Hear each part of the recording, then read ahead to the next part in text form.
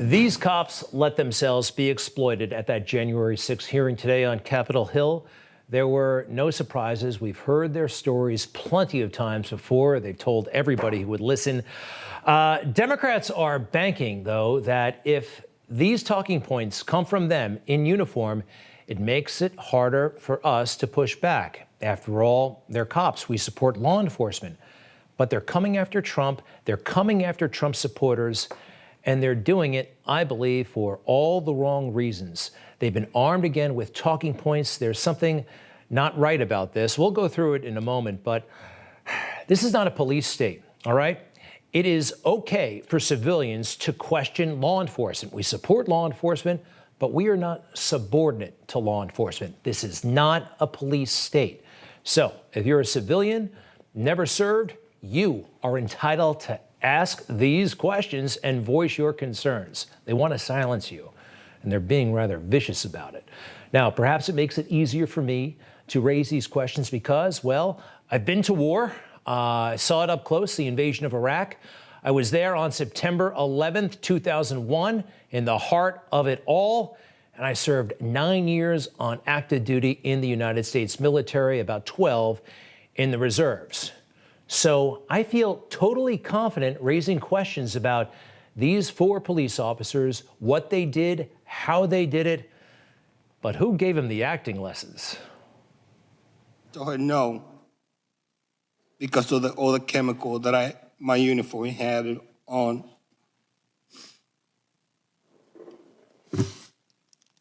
Sorry.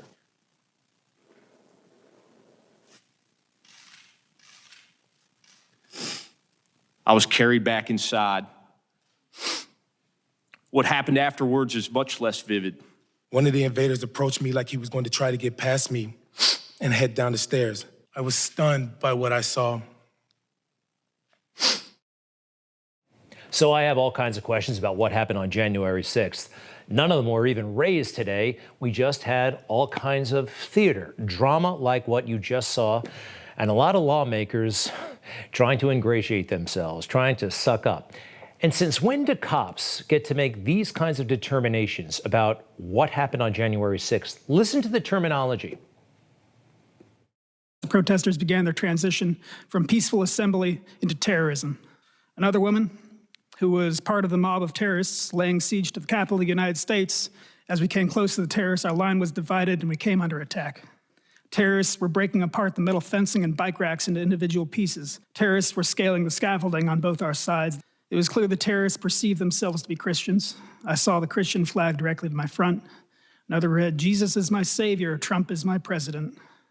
Another, "Jesus is king." He seemed to have a problem with that. It came very easy to him, though, to call everyone a terrorist, a terrorist. Obama wouldn't even call Benghazi a terrorist attack. And then there was this. I found it totally incredible. In the heat of the riot, they talked politics. I told them to just leave the Capitol, and in response they yelled, "No, man, this is our house. President Trump invited us here. We're here to stop the steal. Joe Biden is not the president. Nobody voted for Joe Biden. I'm a law enforcement officer, and I do my best to keep politics out of my job. But in this circumstance, I responded, well, I voted for Joe Biden. Does my vote not count? Am I nobody?"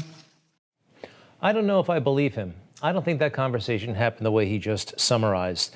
And as far as political theater, let's hear from one of the Republicans on the panel.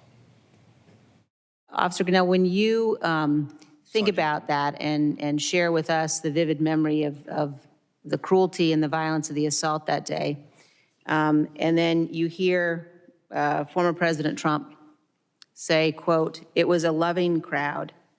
There was a lot of love in the crowd." How does that make you feel? Wow, huh? We're just going to keep politics out of this. How do you feel about what the president said to some reporter at the Washington Post 2 weeks ago? He took the bait.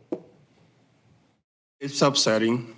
It's a pathetic excuse for his behavior for something that he himself helped to create, this monstrosity. I'm still recovering from those hugs and kisses that day. This is incredibly unprofessional for her to ask and for him to answer. And then it gets actually kind of aggressive.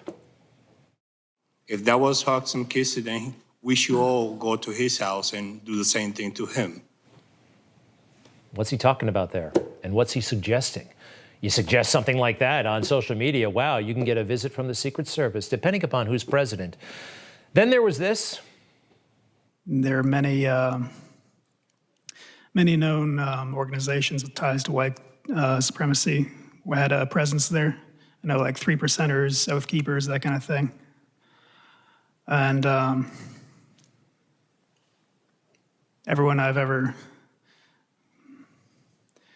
people who associate with Donald Trump are find more likely to subscribe to that kind of belief system. Really? I think he's planning for a run for the U.S. Senate or the Congress or school board or something. This guy has ambition. And then there was Officer Fanone. You've probably seen him lately. All kinds of attitude, but I did find out some things about his story that some questions were answered. But first, check out this little outburst. I feel like I went to hell and back to protect them and the people in this room. But too many are now telling me that hell doesn't exist or that hell actually wasn't that bad. The indifference shown to my colleagues is disgraceful. Lighten up, Francis. If he wants to quit the force and become a lobbyist or work for MoveOn.org or Kamala Harris, great, but he shouldn't be wearing a uniform, he shouldn't have a badge, and he probably shouldn't have a gun. But this part was answered for me because there was something that didn't add up about Fanone and his presence on Capitol Hill. Listen to this. I'm a plainclothes officer assigned to the 1st District's crime suppression team. But for the first time in nearly a decade, I put on my uniform. First time in nearly a decade, he put on his uniform. Maybe that's why his uniform looked so weird. I've been noticing this. Take a look. No patches, no rank insignia, nothing. I think there is a possibility that someone thought that he was a part of Antifa. You never know. But again, I think he should lighten up or resign from law enforcement. Here he was a couple of weeks ago offering his thoughts on the Trump wing of the Republican Party. Right now, one of those parties has a cancer, and we got to cut it out. Yikes, huh? And by the way, most law enforcement departments have regulations about tattoos that are as visible as his. It's a pretty big neck tattoo. Sometimes it can be hard for a person to tell whether this is a good guy or a bad guy. Back to the hearing, another Republican, Adam Kinzinger, made a spectacle out of himself. At any time in your service in the military, as you know, I'm an air guardsman. And Sergeant Cannell, you specifically mentioned your time in Iraq. At any time in your military service, did you change how you defended the person to your left or right, or how you trained with them based on their political affiliation? All right, give me a break. How do you answer that question? Of course not. Of course not. This is theater. This is a waste of time. You know, you talk about the impact of that day, but you guys won. You guys held. You know, democracies are not defined by our bad days. We're defined by how we come back from bad days, how we take accountability for that.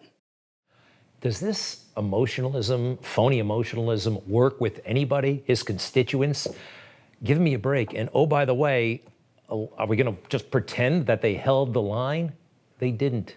All right? This was a colossal security failure. Next.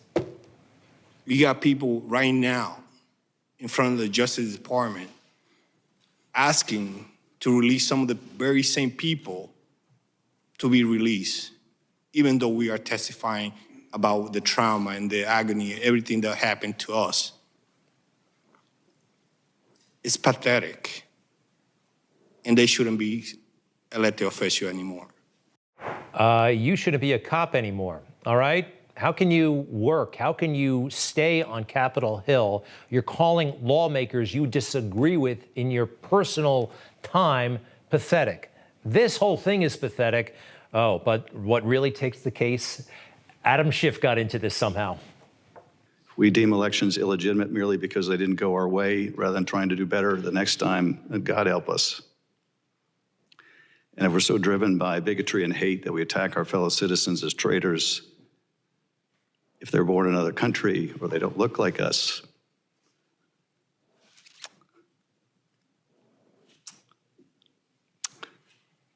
and